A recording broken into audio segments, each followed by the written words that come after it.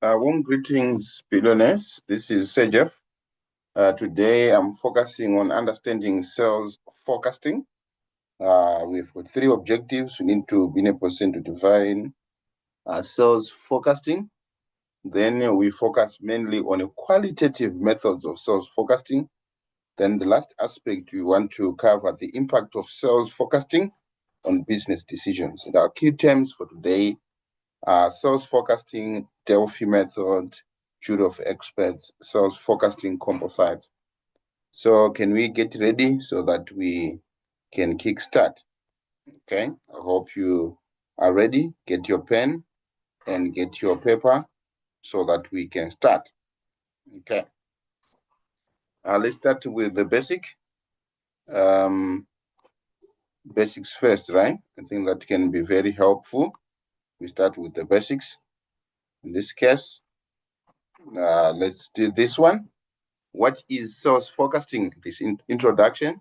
Sales forecasting, as it sounds, forecasting, we are trying to predict, okay, to ascertain the future value. So we are saying sales forecasting can be defined as predicting sales, future sales levels, and sales trends. Or we can define it as sales forecasting is the process of estimating future sales revenue based on historical data, market trends, and other relevant factors.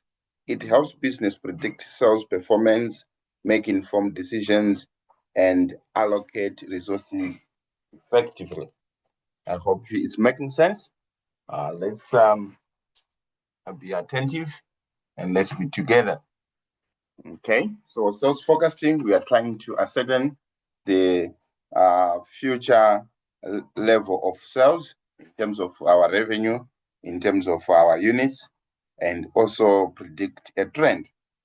I think that one is making sense. Let's move on to other aspects, which can also be handy. Okay, can we move on? All right.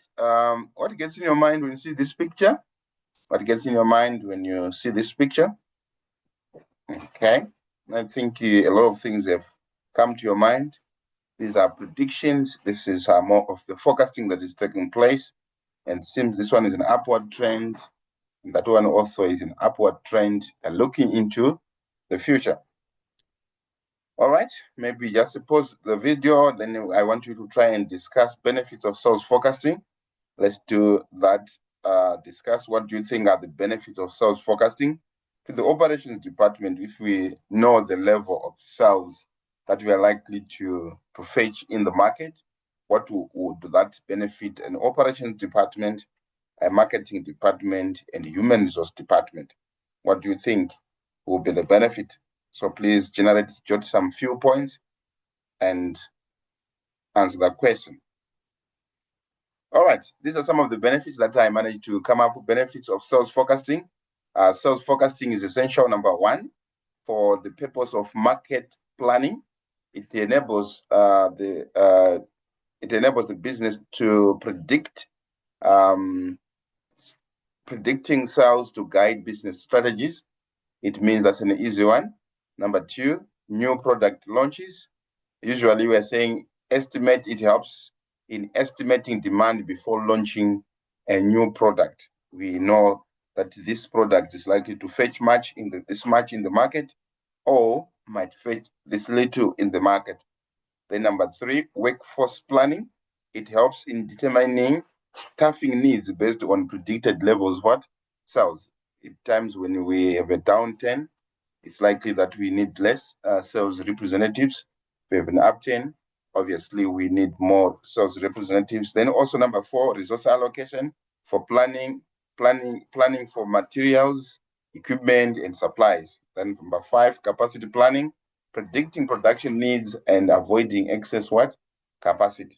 Number six, pricing and promotion, informing decisions on price charges and promotional campaigns that should be undertaken. I think this is loud and clear. Let's move on to qualitative methods of sales forecasting. This is a discussion that I want you to just pause the video, go through your notes, what are these qualitative methods. Maybe just a simple guide. A qualitative method is a non-numerical method, and it does not use numbers. So we call it qualitative. Quantitative methods, they are numerical. Qualitative methods, they are non-numerical. So in this, according to our 9609, we're supposed to cover sales forecast, composites, then Delphi methods, then the theory of experts. Please just go through this before I show the notes that I have. Okay, let's move on. The impact of sales forecasting on business decision, I think we'll cover that one later on. I think these are some of the pictures to see you how they are forecasting sales and seeing the trends. Okay, let's start with the first method, sales forecast composite methods. Sales force composite method is a sales forecasting technique that combines prediction of individual sales representatives to generate a comprehensive forecast for the company. This approach leverages the insights of salespeople who are closest to the customers and they have a deeper understanding of their needs and purchasing behavior. In simple terms, we are using the sales representatives to generate comprehensive forecast for the what? For the company. I think this one is clear. What are some of the benefits that we can derive from there? Number one, accurate near-term sales estimates. So it means our short-term sales estimates can be predicted. The number two is simplicity. This method is straightforward. It doesn't require hiring an expert, as it relies on collective knowledge of salespeople. Last one, increase the sales representative motivation and accountability. By involving sales representatives in the forecasting process, they become more invested in achieving their set targets. Okay, how it works, I think this is simple. Sales representatives submit their estimates, then estimates are combined. After they are combined, there's an adjustment and analysis. The forecast can be refined by analyzing historical data, market trends, and customer behavior. This is how it works. It's simple and straightforward. Two limitations of this one. Number one, less effective for long-term forecasting. Remember, long-term, it's more than 1 year. It's difficult to predict that one. Number two, dependence on sales representative accuracy. The accuracy of forecast relies heavily on ability of sales representatives to anticipate sales, which can be influenced by various factors, including their experience, knowledge of the customer base. These are some of the limitations. The forecasts are as good as the sales representatives or as bad as the sales representatives. Okay, let's move on. Delphi method. The Delphi method is a structured forecasting technique used to gather and distill expert opinions. It involves, these are the key stages. Number one, anonymity. Experts provide opinion anonymously to avoid the influence from others. Then multiple rounds. Experts participate in multiple rounds of questioning with feedback provided after each round. Then finally, there is a consensus building. The goal is to reach a consensus or convergence of opinion amongst experts. So this is a simple diagram. You assemble this Delphi method is a forecasting process framework where the main objective is to arrive at a consensus. So in this case, we are saying, let's try to predict our sales level, but in this case, we are using experts. And usually these experts, they have good knowledge, they have experience, so we send them questionnaires. Look at this diagram, we send the questionnaire 1, questionnaire 2, questionnaire number 3 to 3 different experts. Then they give us their opinion about the level of sales that we are expecting possibly in 2040. And then the results are compiled then the questionnaires are sent also back with the results of other experts, all right? Then maybe they might change their minds. When they change their minds, then they are trying to agree on the number that they are what? Estimating. So in this case, it involves filling up questionnaires by chosen experts. The expert group opines their views to an initiator or facilitator, then summarize the gathered information into understandable report. The process of a Delphi method involves asking multiple rounds of questions to the target group of experts. The participants continue with it until they arrive at a common consensus. This process, in this case, we are trying to come up with an agreed figure in terms of what do we expect to be our sales level, but with experts. And these experts, these three questionnaires that are sent to experts, they don't know each other, and possibly they might not know, or they don't know each other in simple terms. So they are responding to these questions, and when they do so, then they will need to come to a consensus or to an agreement. So I think we should remember this page. There is anonymity, collects opinion, expert opinion anonymously. Then this is done in multiple rounds until a unanimous agreement is met or a consensus is met. Okay, I think this one on the Delphi method is just asking experts. We send them questions, they respond to those questions about their prediction, about their forecast. Then after the first round is done, then the results are compiled, then they are sent back to the experts. If they feel like changing their minds after seeing other people's results, they can then change their results. Then the results are sent back to the initiator or the facilitator. They are compiled, then sent back again to the experts until they come to a consensus point, or a point where they have a unanimous agreement about the level of focus that they're expecting. I think that one is clear. Let me move on to another one. Okay, these are how it works. Selection of experts, identify relevant experts in the field. Number two, initial questionnaires. Experts provide their opinion on the topic. Number three, feedback and the refinement. Experts receive feedback on the group's response and they refine their own opinions.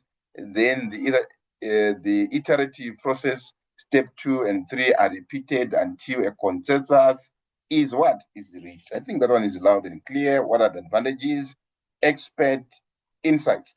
Okay, the gurus in the field, they are giving you their opinion. Usually it makes more sense. So leverages knowledge from experienced professional. Number two, unbiased opinion, because of anonymity reduces influence from dominant personalities. Then the last one, consensus building, encourage experts to consider diverse perspective. Limitations, time consuming, multiple rounds can be lengthy. Then number two, expert selection, careful selection of experts is crucial, and that can be a challenge. Then potential biases, experts may still hold biases despite anonymity, and that is very clear.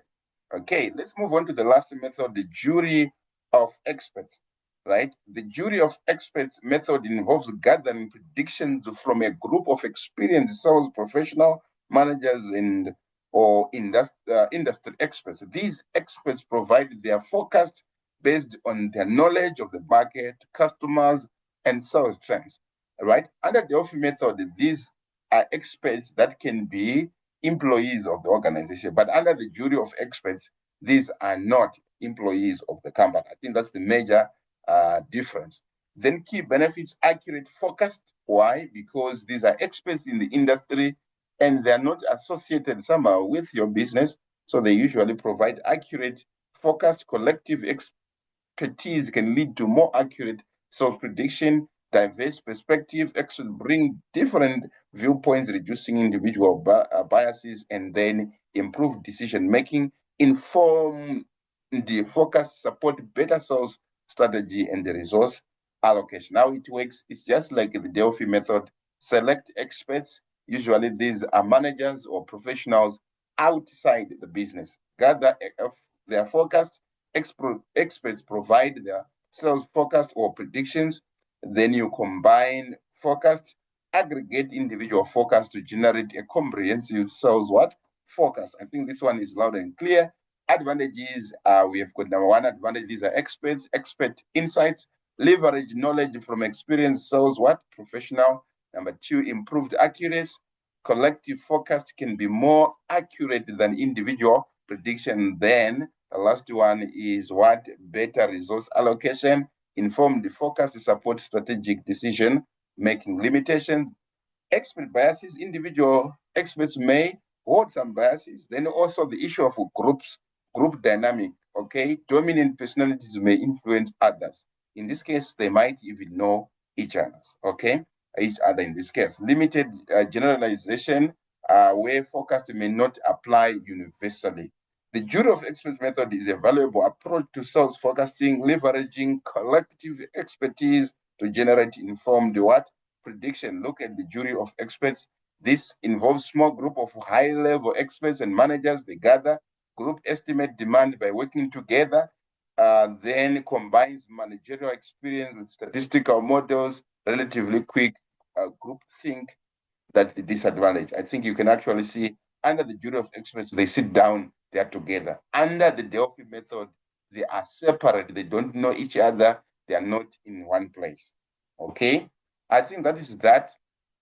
Then this is the answer on sales forecast impact on business decision in several ways. It impacts on the allocation of resources, production planning, pricing strategies, marketing campaigns, inventory management, then financial planning. I think this is a very simple. I want you to attempt this question on our plenary. I've got this question, the 960932, 2019 May June. Refer to your results from 4A, from 4B. Discuss the usefulness of sales forecasting to SWF when making marketing and operations decisions.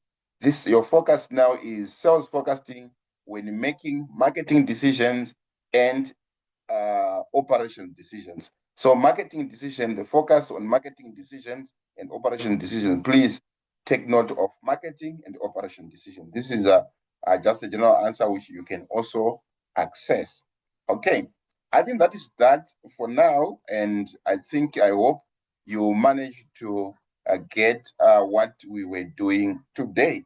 So we're doing sales forecasting, and we concentrated today on qualitative methods. I hope it was loud and clear. Please go over this slide again and again until you are in a position to answer the questions. Otherwise, I wish you all the best in your examination. This is Sergey checking out.